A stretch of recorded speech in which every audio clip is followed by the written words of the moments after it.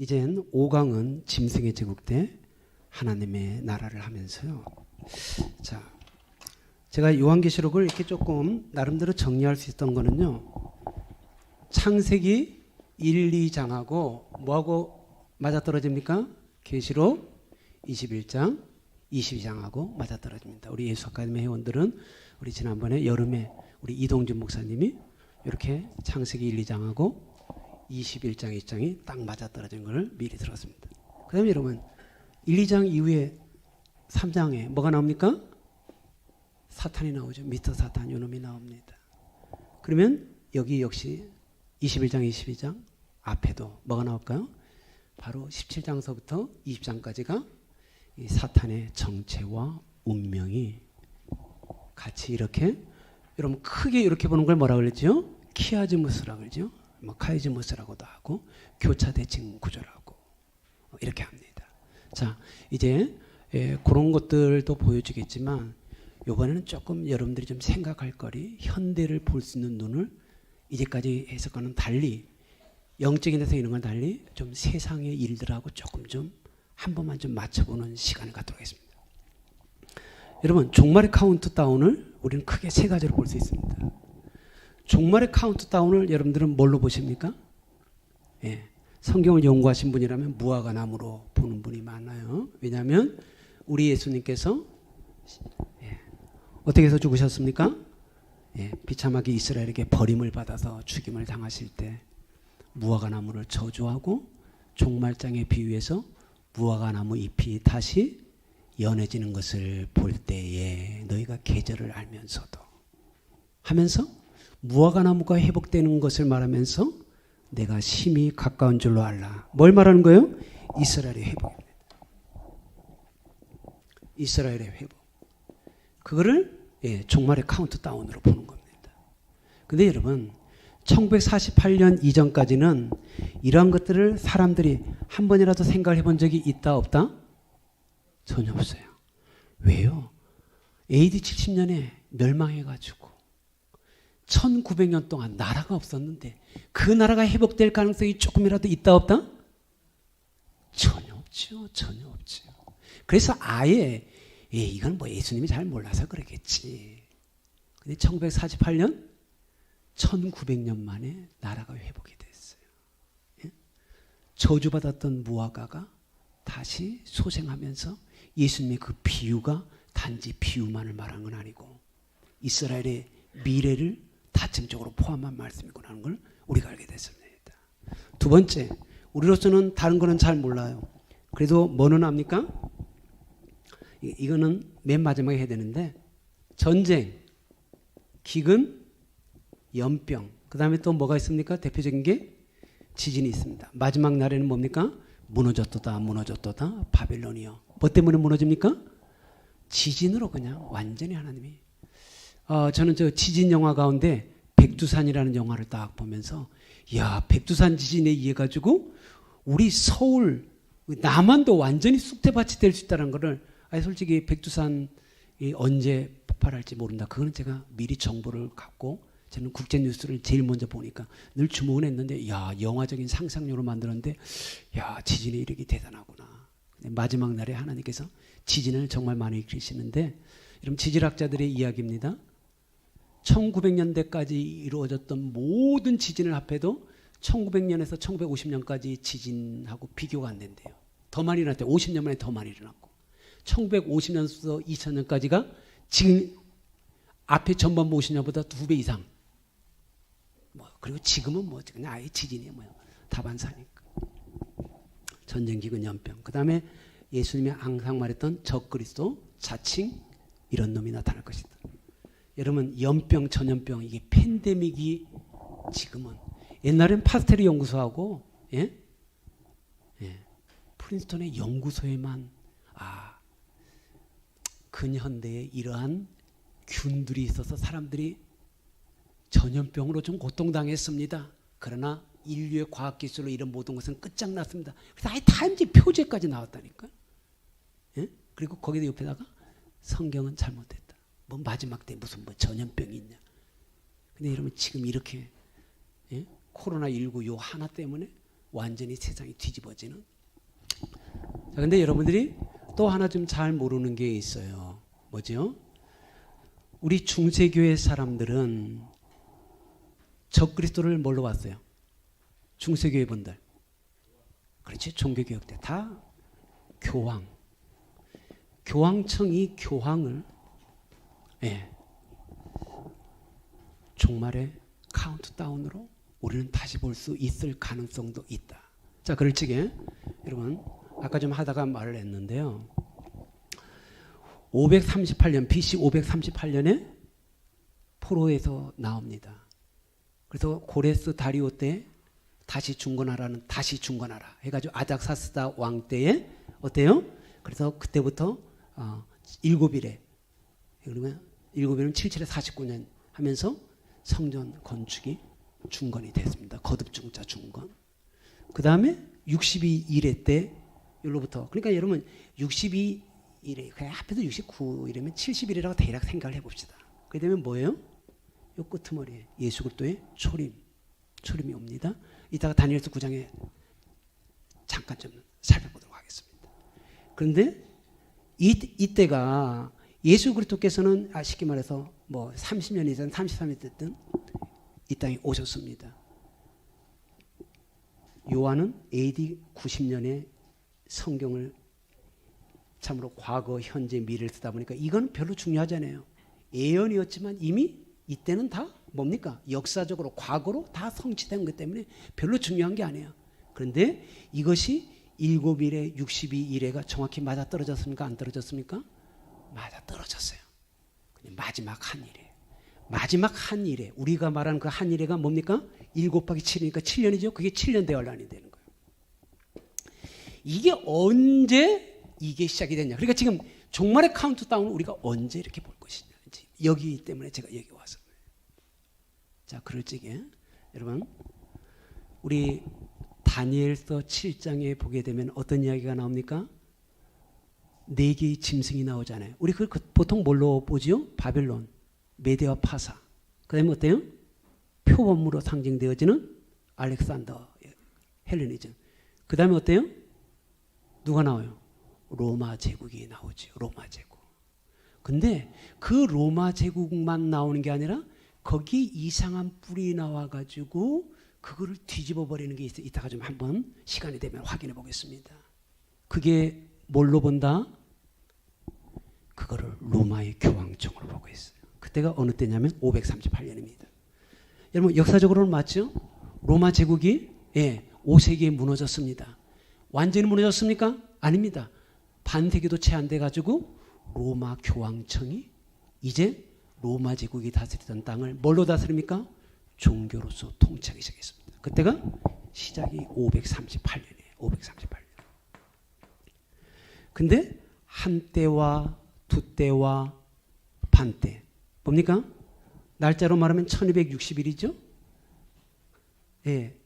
묵시록에 있어서는 일을 보통 뭘로 계산합니까? 년으로 계산해요.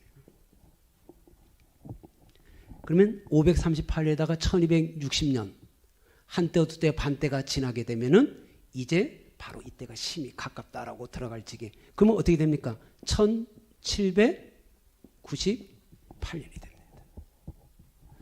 여러분 이 1798년이 왜 중요하냐 하면 이게 적그리스도인 로마 교황청이 한때와 두때 반때를 완전히 자기들이 멋대로 마음대로 유럽을 다 장악했어요. 근데 왜 이 1798년 여기서 구미게 끝나죠? 여러분 보세요. 요 1798년 앞에 뭐가 있습니까? 1789년 무슨 때입니까? 프랑스 대혁명 때. 프랑스 대혁명 때 나폴레옹이 등장해가지고 그때 어떻습니까? 이성의 여신. 제가 좀 시간이 있었으면 아예 서론에 이성의 여신 그래서 마르크시즘이라든가 다윈의 진화론이라든가 프로이드의 심리학 저 그런 이야기를 좀 앞에서 좀 깔고 그러한 것들에 대해서 설명을 하고 그런 것들을 어떻게 복음이 능히 이기는가 뭐 이런 걸 좀 하고 싶었는데 시간이 자 이때 어떻습니까? 하나님을 패해버리고요. 창기였어요. 어떤 사람은 이걸 창기가 아니라 여배우라고 하는데 그 창기를 분장을 시켜가지고 너가 인간 이성의 여신이다 해가지고 어디로 갔습니까? 노트르담, 노트르마담, 우리들의 마담, 성모 마리아가 있는 이번에 화제난 노트르담 성당 알죠? 거기를 딱 모시고 와서 이제 하나님의 시대는 종말 끝. 이제 뭐다? 인간 이성의 시대. 그리고 하나님은 남성이니까 우리는 뭐다? 이성의 여신을 섬기겠다. 이 1789년 이후에 육군 중위 다이아몬드 2개 달린 놈이 프랑스를 정리하고 유럽의 왕으로 등극합니다. 누굽니까? 나폴레옹입니다. 그가 어떻게 했습니까? 약 1789년이니까 그럼 어떻게 되는 거냐? 9년도 채 안 돼가지고 어떤 일을 벌입니까? 교황을 잡아가지고 감옥에다가 가두고 그 다음에 어떻습니까? 옥사시켜버립니다. 그때가 어느 때라고요? 1798년입니다. 예?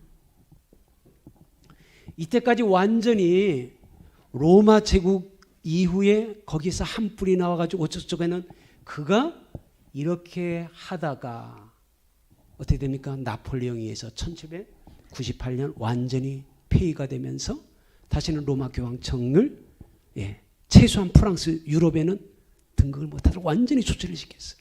그래서 교황청이 어떻습니까? 완전히 죽었어요. 그런데 어떤 일이 벌어지게 됩니까? 어떤 일이 벌어집니까? 1929년 라테란 협정을 맺습니다. 뭐죠? 무솔리니가 쿠데타를 일으켰잖아요. 정당화 합리화해야 돼요. 누구를 얻고? 죽어버린 교황청. 그들을 살려주면서 그들이 자기 자신을 정당화 합리화해주게 하면서 쿠데타를 완전히 정식적으로 합법화를 딱 시킵니다. 예? 그때가 1929년입니다. 죽었다가 다시 살아난 해가 1929년. 아까 이스라엘은 1948년. 별 차이 없죠. 여러분 벌써 종말의 카운트다운으로 무화과 나무 이스라엘의 회복과 교황청의 회복이 별 차이가 없이 비슷하게. 이거는 조금 좀 조심스러운 해석이지만 한때와 두때와 반때를 우리는 항상 뭐에다만 적용했다?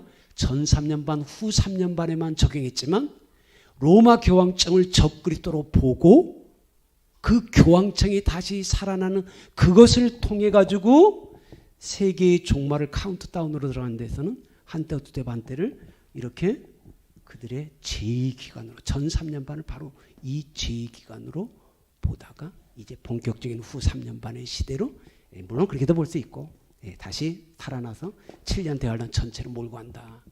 이렇게 보는 입장도 있다는 것입니다. 그리고 지금 우리는 예수님 말했던 전쟁, 기근, 연병, 지진의 시대를 살고 있으니까 이것만 보더라도 벌써 종말의 카운트다운은 시작이 됐다. 그걸 우리 잠깐 다니엘서를 한번 잠깐 보겠습니다. 여러분 다니엘서 여러분들 뭐 성전을 중건하고 메시아가 오고 이거는 별로 중요하지 않은 게 그거는 이미 역사가 됐기 때문에요. 그래도 여러분 한번은 봅시다. 자 70년 기도의 응답 받았습니다. 근데 그 70년이 크고 비밀한 일 71회로 확 바뀌면서 7일에 그 다음에 62일에 그 다음에 언제인지 모르지만 한 일에 자 9장입니다. 9장에 보게 되면 자 9장 30절 24절입니다. 저도 노안이 와가지고 작은 글자를 보려면 좀 안경을 좀 써야 돼요. 24절에 보니까 내 백성과 내 거룩한 성을 위하여 70일을 기한으로 정했는데 허물이 그치고 죄가 끝나며 죄악이 용서되며 영원한 의가 드러나며 이게 뭡니까? 71회가 끝나면은 이렇게 영원한 하나님 나라가 온다라는 거죠. 지금 이 표현은요. 자, 그러므로 25절 너는 깨달아 알라. 예루살렘을 중건하라는 영이 날 때부터 중건입니다. 물론 고레스가 가라고 했지만은 지으라고 했지만 사정이 있어 못해가지고 다리오 때 다시 이제 명령이 다시 떨어지잖아요. 그래서 그 중건하라는 영이 날 때부터 기름 부음을 받은 자 곧 왕이 일어나기까지. 그건 누굽니까? 예수 그리스도가 기름 부은 자로 초림할 때까지 7일에와 62일에가 지낼 것이다. 예루살렘 증거니 7일에. 그 다음에 기름을 받은 자 62일에 이렇게 되죠. 그 다음에 26절입니다. 62일에 의해 갑자기 기름 부음을 받은 자가 끊어져 없어질 것이며 장차 한왕의 백성이 와서 그 성읍과 성소를 무너뜨리나. 이건 뭐예요? AD 70년에 예루살렘 성전이 멸망되어지는 것을 정확히 보고 있습니다. 그리고 또 끝까지 뭐가 있다? 전쟁이 있을 것이다. 그게 이제 아마겟돈 전쟁, 곡과 마구의 전쟁이죠. 그러다가 27절 더불어 한 이래 동안의 언약, 바로 그것을 우리는 전 3년 반, 후 3년 반으로 본다라고 이미 말씀을 드렸습니다. 자, 그런 가운데 여러분 7장을 한번 봐보세요. 7장. 7장에 우리가 제일 잘 아는 뭐가 나옵니까? 인자 같은 이가. 인자 같은 이 나오시죠? 예. 우리가 벌칙에 분명히 신이신데 뭐 같아 보이는 거예요? 사람 같아 보여요. 그게 누구다? 예수 그리스도시죠. 그런데 그분은 인자 같은 이라고 자신을 표현하지 않고 뭐라고 했습니까? 인자라고 되어 있습니다. 근데 이 인자 같은 이가 어디에서 다시 나타납니까? 계시록 1장에 보게 되면 인자 같은 이가 나옵니다. 무슨 말씀인지 알겠죠? 계시록 1장에 보면 인자 같은 이로 예수님을 정확하게 같이 명장하고 있습니다. 여기 보게 되면 무엇입니까? 다니엘서 7장은 앞에 참으로 짐승 4마리가 나옵니다. 아까 우리 잠깐 봤죠? 바다에서 나오는 짐승, 육지에서 나오는 짐승 다 이게 여기 것을 형상화한 건데요. 여기 셋째, 넷째가 나오는데 여러분 6절에 보게 되면 누구죠? 표범 같은 것이 있는데 날개도 넷이 있습니다. 표범이 얼마나 빠릅니까? 날개까지 달렸으니까 알렉산더가 얼마나 세계제국을 빨리. 그런데 그가 갑자기 죽으면서 그 짐승에 또 머리가 넷이 있어서 4명의 휘하 장군이 셀루시드, 예? 그 다음에 프톨레미 왕조, 뭐 이렇게 4개로 나뉘어지는 거 알죠? 연적하게 그거를 예언하고 있고요. 그 다음에 7절에 보니까 뭐가 나옵니까? 넷째 짐승 뭐죠? 로마 제국. 하여튼간에 로마 제국을 하반절에 보니까 이 짐승은 전의 모든 짐승과 다르게 또 뭐도 있다? 10뿔이 있더라 되어 있습니다. 그런데 8절에 보니까 내가 그 뿔 유심히 보는 중에 다른 작은 뿔이 나와서 어쩌고 저쩌고. 이 작은 뿔을 뭘로 본다? 로마 교황청, 교황으로 이렇게 로마 교황청을 적그리스도로 보는 사람들은 이거를 그렇게 해석을 하면서 종말의 카운트다운을 이렇게 보고 있습니다. 근데 여러분 이때 우리가 봐야 될 게 뭡니까? 13절입니다. 내가 또 밤중 한상 중에 보니 인자 같은 이가 하늘 구름을 타고 와서 애적부터 항상 계신 이에게 나아가 그 앞으로 인도되며 그에게 권세와 영광과 나라를 주고 모든 백성 나라 언어들을 말하여 모든 자들이 그를 섬기겠으니 그의 권세는 소멸되지 아니하는 영원한 권세요 그의 나라는 멸망하지 아니하리라. 지금 짐승의 제국과 하나님 나라를 비교하고 있어요. 짐승의 제국, 사탄의 제국. 기본적으로 세상의 모든 제국주의는 뭐다? 인격을 갖춘 나라가 아니라는 거예요. 인자 같은 이가 다스리는 게 아니라 알고 봤더니 짐승 같은 놈들이. 그리고 그 배후에는 뭐다? 사탄이 장악해서 다스리는 나라다라고 분명하게 이렇게 보여주고 있습니다. 그리고 이들 나라는 어떻다? 하나님의 나라는 영원하고 영원한데 이들 나라는 기껏 해봤자 뭐다? 하나님이 정한 연도 안에서만 이 나라가 들어섰다가 망하고 또 다른 나라가 들어섰다가 또 어떤 정해진 연도에 망하고 하나님 나라는 영원하지만 이런 나라들은 하나님의 권세에서 정해진 연도까지만 있더라라는 것입니다. 근데 저는요 여기에서 우리 이제 계시록 17장으로 넘어갈 텐데 아직은 여기 좀 펴줘주세요. 17장을 한번 보세요. 17장에 보게 되면 17장 21절 22절 같이 한번 읽어봅시다. 시작. 다니엘 7장 그대로요. 21절 22절 시작. 이 뿔이 성도들과 더불어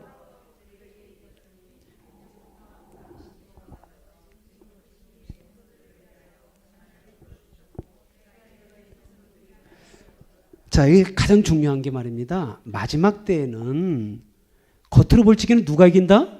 우리가 이기는 자가 돼야 되는데 사탄과 적그리스도가 부국, 강병, 경찰, 법, 이런 폭력, 압제를 통해서 그리고 또 어떤 사람들에게는 성적인 쾌락을 통해서 물질을 통해서 권력을 주면서 다 미혹을 해버리다 보니까 현상적으로 누가 이긴다? 짐승의 제국이 이기는 거라는 거예요. 그러나 영적으로는 뭡니까? 그들이 패배하는 것 같을지라도 그것은 순교고 하나님은 제3일에 그들에게 살리는 영을 주셔서 그들이 승리자임을 보여주시리라. 현상적으로 우리가 이기는 자가 아니에요. 예? 요한계시록은 이기는 자가 되라고 하겠지만 실질적으로는 그날에는 그냥 일사각으로 나가는 자들이 영광을 받기는커녕 이렇게 죽임을 당하는 경우들이 많아요. 그런데 주님께서는 어떻습니까? 옛적부터 항상 계신 이가 와서 지극히 높으신 이의 성도들을 위하여 뭐를 원한을 풀어주시고 때가 이름의 성도들이 뭐다? 하나님의 나라를 얻더라. 쉽게 말해서 짐승의 제국 아무리 요란한 것 같아도 권불 10년 그 권세는 10년밖에 못 가지만 우리는 하나님의 나라에서 몇 년 동안 왕노로 산다? 1000년 동안 그리고 영원히 왕노로 다리라. 이 땅에서는 어때요? 우리가 압박을 당하는 그런 백성들에 불과할지 모르지만 그날에 가가지고는 그놈들이 거꾸로 짓밟혀지고 우리가 영원토록 1000년간 주와 더불어 왕노로 다리라. 자, 여러분 예를 들어 25절 보겠습니다. 25절 시작.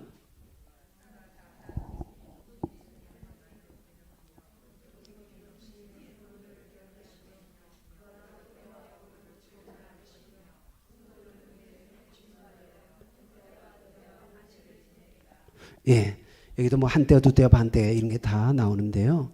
여기 보면 때를 병쾌합니다. 여러분 1789년 프랑스 혁명이 일어나면서 어떤 일을 했습니까? 성경 못 갖고 다니게 했고요. 주일 예배 못 드리도록 열흘에 한 번씩 쉬게 했어요. 일주일에 한 번 뭐 그 쉬는 이 전통적인 좋은 것들을 다 폐해버리고요. 그 다음에 아시죠? 요새는 다 법을 하나님의 법을 병쾌해서 어떻습니까? 동성애도 합법화하고 예?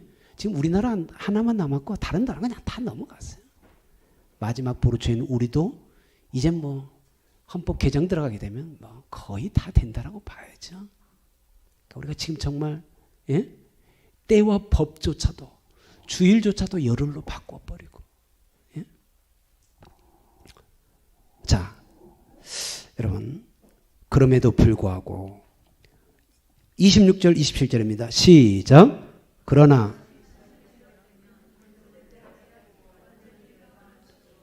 나라와 권세와 아멘. 심판이 시작이 되면 이 땅의 모든 부국강병을 갖고 있는 그들이 권세를 빼앗기고 완전히 멸망할 것이요. 그리고 그 나라와 권세가 거룩한 백성에게 붙임받으리니 그의 나라는 영원한 나라이라. 거꾸로 모든 권세 있는 자들이 다 그를 섬기며 복종하리라. 정말 완전히 바뀌어지면서 우리가 영원한 통치자에 선다는 것이죠. 그 다음에 여러분 더 중요한 게 있습니다. 18절입니다. 시작. 지극히 높으신 이의 성도들이 나라를 얻으리니 그 누림이 영원하고 영원하고 영원하리라. 저는 이 말씀을 볼 때마다 얼마나 흥분이 되는지 몰라요. 지금은 우리가 예수님 때문에 여러분 솔직히 우리가 교회에서는 왕노를 할지 모르지만 세상 나가면 뭐 발도 뛰건지만도 못해. 그래서 솔직히 뭐 교회에서도 뭐 왕노를 합니까? 여러분 성도들이 우리가 전한 은혜의 말씀 능력의 말씀에 아멘 할 적에는 우리를 대접할지 모르지만 은혜만 떨어지면 어떻습니까? 참 목사 발에 떼꿈지만도 못한 게 교회 안에서도 여러분 마찬가지예요. 그러나 여러분 인내하면서 하나님의 계명과 그리고 예수에 대한 믿음을 지조 있게 지키는 자들에게 성도들이 나라를 얻으리니 그 누림이 영원하고 영원하고 영원하리라. 할렐루야. 정말 저를 가장 흥분시키는, 예? 그 누림이 영원하고 영원하리라. 자, 17장, 요한계시록 17장으로 여러분 넘어옵시다. 자, 요한계시록 17장에 보게 되면 드디어 뭐다? 21장, 22장의 새하늘과 새 땅이 있기 전에 그 사탄, 바로 아담 그 좋은 에덴 동산을 몰락시키는, 신라곤하게 하는 그 사탄의 정치와 운명이 드러나는데요. 여러분 17장을 보세요. 예. 17장 3절에 보니까 성령으로 나를 데리고 가서 뭘 보게 합니까? 여자가 붉은빛 짐승을 타는 것을 보게 하는 거죠. 이제 성령으로 뭐를 받아? 사탄의 정치와 운명을 이렇게 보게 됩니다. 그런데 여기 보니까 많은 물 위에 앉은 큰 음녀가 받을 심판이라고 17장 1절에 나와 있죠. 어떻게 형성했습니까? 물 위에 앉은 큰 음녀라고 되어 있습니다. 네, 여러분 EU 아시죠? 이게 벨기에 브뤼셀의 유럽 연합 그 행정부가 위치하고 있어요. 근데 우리나라는 광화문에 가게 되면 뭐가 있어요? 뭐가 있어요? 세종대왕 이순신이 있죠. 근데 거기 가보게 되면 뭐가 있습니까? 물 위에 앉은 음녀를 분수대로 해가지고 이렇게 형상해 놨어요. 예? 그러니까 여러분 우리가 어떻게 봐야 될지 모르겠어요. 그리고 우리 여기 이런 데도 버스 보게 되면 육자 들어가는 거 있잖아요. 버스에도 뭐 666번 뭐 그런 거 있잖아. 그럼 왜 이런 것들이 그냥 우연히 만들어질까? 여기 보니까 많은 물 위에 앉은 음녀라고 되어 있는데 유럽연합정부가 우리나라 이순신 장군 세종대왕처럼 상징으로 시킨 그 조각상이 물 위에 앉은 음녀를 이렇게 묘사하고 있지. 이 세상을 지금 집권하고 있는 자들이 여전히 제국에 물 위에 앉은, 예? 그런 짐승의 제국에 적그리스도까지 선지자가 아닌가 싶습니다. 자, 4절 보세요. 그 여자는 자주빛 붉은 빛옷을 입고 금과 보석과 진주를 꾸몄다. 여러분 여기 뭡니까? 자주빛, 붉은빛. 여기 뭐 자주빛은 누가 입는 옷입니까? 임금들만 입는 옷이죠. 붉은빛 옷, 그 다음에 뭐 금은 보석, 이건 뭡니까? 정치, 경제를 완전히 사로잡고 있음을 보고 있습니다. 이거는 음녀입니다. 그러면은 음녀의 반대는 뭡니까? 거룩한 여인, 거룩한 신부겠죠. 우리 19장 8절을 한번 봐보세요. 19장 8절 시작. 그에게 빛나고 깨끗한 세마포 옷을 입도록 허락하였으니 이 세마포 옷은 성도들의 옳은 행실이라. 여러분 음녀는 아직 안 봤지만 그 밑에 보니까 성도들의 피에 취했어요. 얼마나 부국강병을 정치력 경제력을 뭡니까? 성도들을 피를 흘리면서 핍박하고 죽이면서 이 모든 것들을 자기 스스로 더럽게 취했죠. 참으로 우리들의 빛나고 깨끗한 세마포, 요셉이 입었던 그 세마포 옷은 하나님이 우리에게 입혀주시되 이 세마포 옷은 성도들의 옳은 행실, 착한 행실이라. 예? 음녀는 참으로 그 손으로 도적질하고 죽이고 멸망시키는 일들을 하지만 말입니다. 자, 17장 다시 이제 이 음녀는 5절에 바벨론이라. 땅이 음녀들과 가정한 것들의 어미다라고 되어 있고요. 음탕한, 이게 이세벨, 니고라 당이 가고 있던 그 음탕함이 다 그대로 있는 거죠. 그 다음에 여러분 6절을 보세요. 이 여자가, 이 음녀가 성도들의 피와 예수 증인들의 피에 취할 정도로 이렇게 못된 짓거리를 이렇게 많이 한다는 거죠. 자, 보세요. 8절입니다. 8절. 내가 본 짐승은 전에 있었다가 지금은 없으나 장차 무정으로부터 올라와 멸망으로 들어갈 자니 땅에 사는 자들의 창세로 그 이름이 뭐에 기록되지 못한 자들? 생명책에 기록됩니다. 여러분 다니엘서에 있는 모든 이런 것들이 요한계시록에 그대로 다시 나온다는 것을 일부러 여러분들한테 지금 확인하고 있어요. 자, 근데 여러분 보세요. 또 7 왕이라 5은 망하였고 하나는 있고 다른 하나는 아직 이르지 아니했다. 여러분 여기 한번 봐봅시다. 일곱 왕을 이야기를 하는데 다섯은 망하였다. 뭐예요? 아까 네 명의 제국 나왔죠. 그 다음에 거기서 뿔 달린 로마 교황청이 있었어요. 근데 그 다섯 번째는 어떻다? 1798년에 완전히 망해서 사라져 없어져 버렸습니다. 근데 하나는 있고, 요거는 이제 이렇게 시대를 계시록하고 좀 맞춰가는 사람들이 하나 해석입니다. 그러면은 로마 교황청이 저렇게 완전히 멸망했는데 그때 그렇게 비슷한 일을 해나간 있는 그때 현재 있는 나라는 어떤 나라다? 여러분 어떤 나라 같아요? 그렇죠. 1774년인가요? 미국이 독립혁명을 일으키면서 미국이 세계를 딱 잡는 때가 어떻다? 로마 교황청이 무너지고 그 다음에 또 다른 것이, 그러니까 이런 해석은 제가 좀 조심스럽습니다.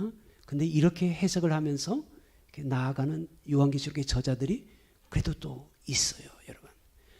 전 3년 반, 후 3년 반 그것을 우리는 마지막 때 7년 대환란으로 보는데 아까 어때요? 1260년으로 538년서부터 저때까지 로마 교황의 시대로 보는 그렇게 해석하는 사람들은 바로 이것을 다섯 번째가 망하고 사라졌다가 여섯 번째가 있는데 그거는 뭐다?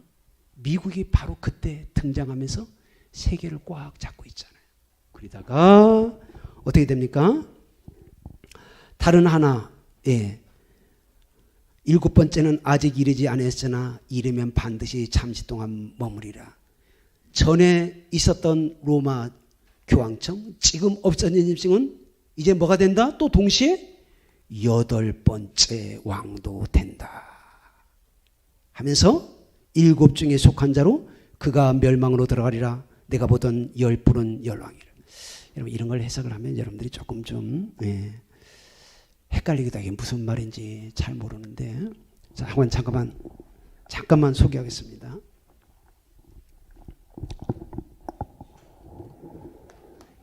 이 해석에 의하면 이 카운트다운을 이렇게 이스라엘 교황청으로 이렇게 보는 해석들의 이야기 되면은요.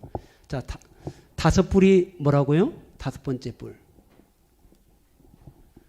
교황청입니다. 근데 죽어 없어져요. 그러면서 여섯 번째 바로 그때 등장한 게 뭐죠? 미국입니다. 독립혁명으로 인해서 우리가 아는 그 미국이 등장을 하다가 일곱 번째 다시 출현하는 게 뭐다? 죽었다가 다시 나타난 게 이게 다시 출현해요. 언제요? 1929년 무솔리니와 라테란 협정을 맺으면서 다시 살아나요. 그러나 여러분 지금 로마 교황청이 적그리스도다. 우리가 그렇게 말할 수 있다 없다? 지금은 뭐 별로인 것 같아요. 그러나 여러분 지금 로마 교황이 하고 있는 일은 뭡니까? 전 세계 모든 나라들 종교 지도자를 다 초청해서 어때요? 한 종교를 만들자. 그리고 밑바탕에는 한 나라를 만들자.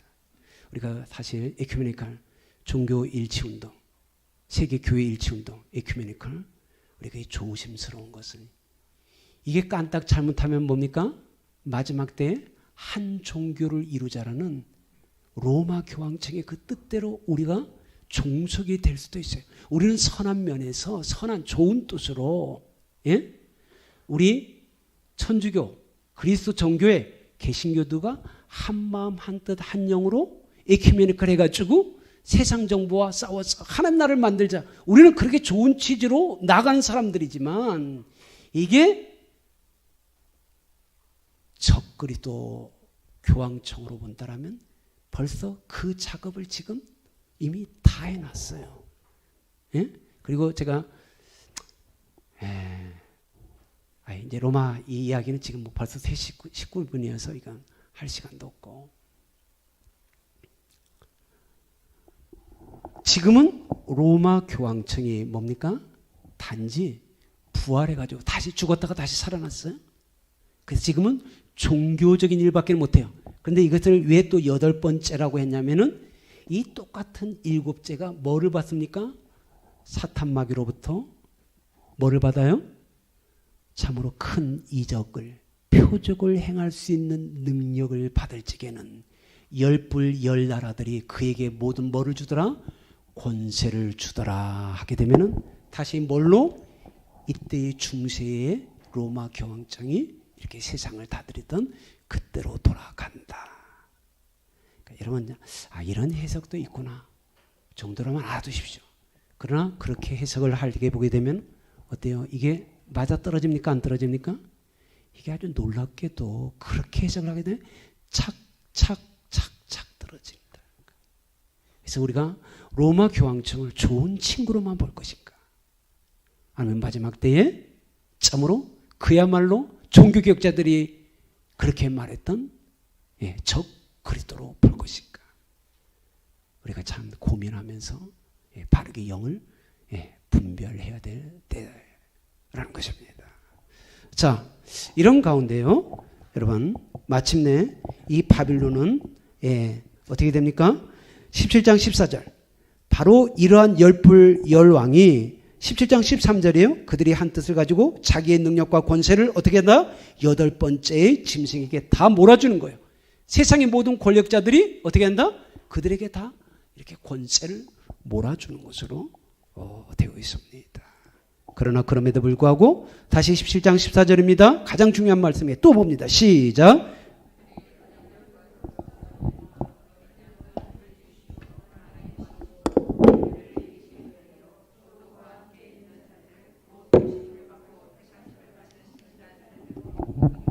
그렇습니다. 마지막 때에 언제나 어디서나 그리스도와 함께하는 자들. 예? 자, 14장 4절에는 어떻게 표현되어 있죠? 14장 4절에 이 사람들은 여자와 더불어 더럽히지 아니하고 순결한 자라 어린 양이 어디로 인도하든지 따라가는 자며 사람 가운데 속량함을 받아 처음 익은 열매로 하나님과 어린 양에 속한 자들이니 그 입에 거짓말이 없고 흠이 없는 자들이라. 14만 4천 명으로 이렇게 되어 있습니다. 자, 그런 가운데서도 우리는 짐승의 제국을 넉넉히 이기는 그런 하나님 나라를 상속으로 받는 자들이다. 자, 그런데 여러분 16절 보세요. 내가 본 바 이 열불과 짐승은 음녀를 미워하여 망하게 하고 벌거벗게 하고 그의 살을 먹고 불로 아주 사르리라. 이게 뭡니까? 이 교황청으로 상징되어지는 이 바빌론 세력이 어때요? 열불 열왕이 열 나라가 다 그 권세를 이임해 줬는데 알고 보니 이게 뭐예요? 좋은 사람 줄 알았더니 너무 못된 것을 말하면서 그들이 신뢰를 다 철수하는 순간 어떻게 됩니까? 참으로 그 밑에 휘어있던 자들이 적그리스도를 대항하여서 이렇게 그를 권좌에서 떨어뜨리는 그러한 일들을 행하면서요. 18장으로 넘어가게 되면 다시 이 바빌론을 어떻게 봅니까? 2절에 귀신의 초소요. 3절 음행 사치. 그래서 음행 사치 귀신의 초소에서 4절 내 백성아 거기서 나와 그의 죄에 참여하지 말고 그가 받을 재앙들을 받지 말라. 그러면서 7절 그가 얼마나 자기를 영화롭게 했으며 사치하든지 그만큼 고통과 애통을 당하리라. 하나님을 영화롭게는 하지 아니하고 오직 자기를 영화롭게 했던 자에게는 그만큼 뭐가 따른다?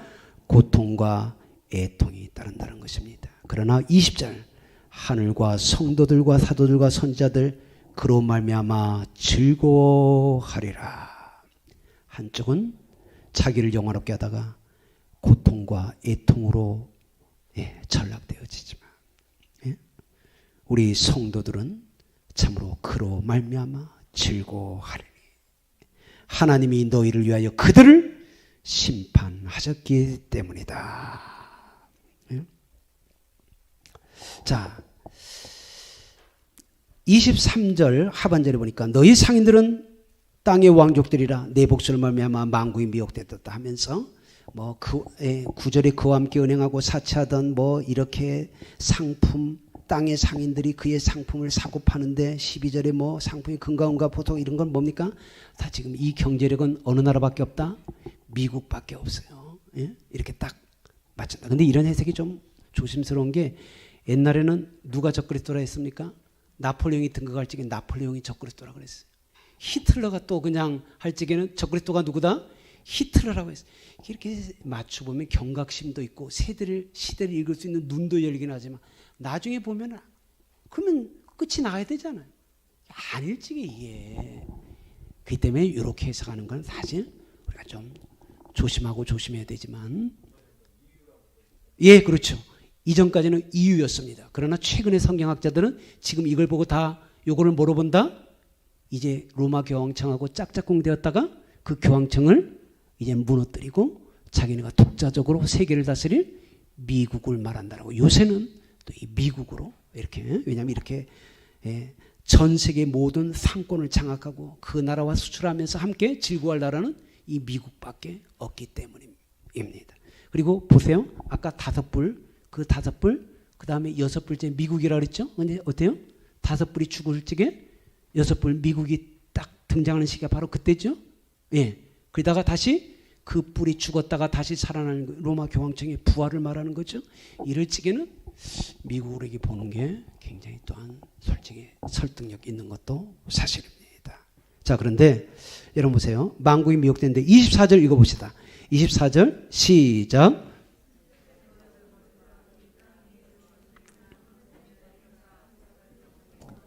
아까 음료는 뭐예요? 성도들의 피에 줄여 있었다 그랬죠? 취해 있었다 그랬죠? 근데 여기 보니까 그 바벨론 제국, 로마 제국, 미국 제국, 교황청 제국 이런 속에서 선지자들과 성도들의 피가 발견될 뿐만 아니라 여기 보니까 뜻밖의 땅 위에서 죽임을 당한 모든 자의 피가 그 성에서 발견된다. 뭡니까? 공의와 정의가 사라지고 불법을 법으로 만들어가지고 이 땅에 보통 사람들, 선한 사람들을 다 어떻게 했다라는 거예요? 그들조차도 노동자의 피, 약한 자들의 피를 빨아먹는 그러한 피가 보임으로 말미암아 주님께서 그들을 나중에 심판하신다. 우리가 굳이 이것을 영적 전쟁으로서만을 본 게 아니라 참으로 보통 사람들을 이렇게 학대 착취하는 그런 자들에 대해서도 주님께서 심판하신다는 것이죠. 자, 19장입니다. 19장으로 오게 되면요. 19장은 뭡니까? 이젠 19장 여러분 거꾸로 하게 되면 뭐예요? 구원입니다. 맞죠? 이제부터는 적그리스도와 거짓 선지자들로부터 구원받는 자들이 나옵니다. 참으로 할렐루야 송이 나와요. 할렐루야 할렐루야. 2절 그의 심판은 참되고 의로웁니다. 왜 그렇습니까? 음행으로 다른 더럽게 한 큰 음녀를 심판하사 자기 종들의 피를 그 음녀의 손에 갚으셨기 때문입니다. 그러면서 할렐루야 두 번째 할렐루야가 나옵니다. 그리고 참으로 또 할렐루야 하나님께 찬송하라고 또 나오다가 6절 이게 갑자기 누가 등장하죠? 어린 양의 혼인잔치에 참여하는 그런 거룩한 신부. 혼인계약이 이르렀고 그의 아내가 자신을 준비했으므로 성도들의 착한 행실, 옳은 행실. 마태복음 5장 16절에 너희는 세상의 빛이라 너희 빛을 세상에 비추어서 뭡니까? 너희의 착한 행실을 보고 이너라이트 내적인 광명만 말하는 게 아니에요. 여기서는 너희의 착한 행실이 빛이라고 그랬죠. 마태복음 25장에 성령의 기름을 준비했잖아요. 어떤 사람은 기름을 조금 어떤 사람은 충분히 그 5 처녀 어리석은 5 처녀 뭘로 구분이 됩니까? 쉽게 말해서 마태복음 맥락 안에서는 착한 행실. 성도들의 인내가 여기 있나니 선을 행하다가 낙심하지 말지 피곤하지 않으면 때가 이름에 거두리라. 선을 행하다가 낙심하지 말고 착한 행실, 옳은 행실, 최고의 옳은 행실, 기도하는 행실, 전도하는 행실, 하나님을 기쁘시게 하는 행실을 이렇게 말을 하고 있습니다. 그리고 여기서도 어떻습니까? 10절에 보세요. 내가 그 발 앞에 엎드려 경배하려 하니 오직 하나님만 경배할지어다. 오직 하나님만 경배할지어다. 그 다음에 여러분 여기에 또 백마를 탄 자가 나옵니다. 백마를 탄 자가 누구지요? 예수 그리스도입니다. 11절에 백마를 탄 자가 있습니다. 근데 이걸 흉내내가지고 어때요? 백마를 타고 그 다음에 흰 옷을 아주 멋지게 차려입고 이만희도 보면 꼭 그 사진이 있고 통일교회 문선명 사진을 보면 꼭 그런 사진이 꼭 있고 그것도 항상 앞에다가 내서 자기가 누구다? 바로 이 백마를 탄. 근데 그 이름이 지금 충신과 진실이라고 했잖아요. 그놈들이 충신과 진실이 어딨어요? 맨날 거짓말만 해서 사기 쳐먹는 놈들인데. 근데 여러분 여기 놀라운 사람들이 있습니다. 14절 시작. 하늘에 있는 군대들이 희고 깨끗한 세마포 옷을 입고 백마를 타고 그를 따르더라. 19장에서는 누가 구원받느냐? 하나님의 거룩한 신부가. 누가 구원받냐? 하늘의 군대가. 여기는 그냥 아예 십자가 군대, 거룩한 군대를 하늘에 있는 군대가. 예? 이렇게 똑같이 세마포옷을 입고. 근데 예수님이 뭐로 승리합니까? 그의 입에서 예리한 검이 나오니. 예? 뭘로? 이 땅에서도 사탄을 말씀으로 이기셨던 주님은 마지막 종말 때에도 다른 거 다 필요 없어요. 뭘로요? 말씀으로 이긴다. 저는요, 이게 좀 잘 이해가 안 돼요. 솔직히 말해서. 여러분, 우리 일곱 나팔 일곱 대장에 보면은 아마겟돈 전쟁에 보면 뭐예요? 딱 보게 되면은 뭐 머리에 뿔에 뭐 불이 나오고 유황이 나오고 어쩌고 저쩌고 보게 되면 그게 다 뭐예요? 핵전쟁을 말하는 거잖아요. 누가 봐도 이게 핵전쟁인데 그때 우리들의 무기는 나와요, 안 나와요? 우린 기껏해봤자 믿음의 방패하고 성령의 검밖에는 없어. 주님 이래가지고 이게 어떻게 전쟁이 되겠습니까? 저는 솔직히 객관적으로 봤을 때 일단 저쪽은 2억이요. 우리는 기껏해봤자 얼마라고요? 14만 4천 명밖에 안 돼. 그냥 숫자만 그냥 평면적으로 보면은. 그리고 저들은 모든 각종 모든 군대 그 다음에 최고의 핵 뭐 다 갖고 있어. 우리는 아무것도 없어. 또 어떻게 이기죠, 주님? 저는 솔직히 이렇게 물어보고 싶어요. 솔직히. 근데 여러분 놀랍죠? 여호수아가 여리고 쳐들어갈 적에 뭐 가지고 갔습니까? 병법을 가지고 갔습니까? 전략 전술을 가지고 갔습니까? 창과 검을 가지고 갔고 있습니까? 하나님은 정말 해도 너무하셔. 전쟁을 막 치러야 되는데 뭐 하라고요? 할례를 행하라. 아니 지금 전쟁을 하는데 할례를 하면 여러분 되겠습니까? 안 되겠습니까? 그건 뭐 아시잖아. 야곱의 아들들이 저 세겜 족속들한테 뭐라고 했어요? 할례 행하라. 그러면 우리 같이 결혼해 주마. 해놓고 그게 다 쳐 죽여버렸잖아요. 2명이 가가지고. 아니 지금 여리고를 그냥 진격해야 되는데 할례를 행하게 되면 이거 어떻게 하라는 거예요? 이게 말이 안 돼. 뭐 그리고 뭐 병법 가르치는 것도 아니고. 아니 우리 삼국유사 이런 데 보게 되면 산신령이 나타나가지고 뭐 병법 전술을 뭐 전수했다. 검을 줬다. 뭐 그런 게 나오는데 성경에는 뭐 그런 거 하나도 없어. 단지 뭐예요? 한 바퀴 침묵, 두 바퀴 침묵. 마지막 날에 7바퀴 돌고 함성을 지르면 된다. 그거 하나밖에 안 했는데 어때요? 하나님이 지진이나 특별한 방법을 통해서 그냥 다 정복을 했지. 저로서는요, 여러분들에게 무기를 달리 말할 게 없어요. 여기 보게 되면 우리 예수님이 입에서 나오는 말씀으로 이겼다. 그거밖에 없어요. 그리고 우리는 어때요? 충신과 진실로 그분을 믿고 섬겼다, 따랐다. 그거밖에 없어요.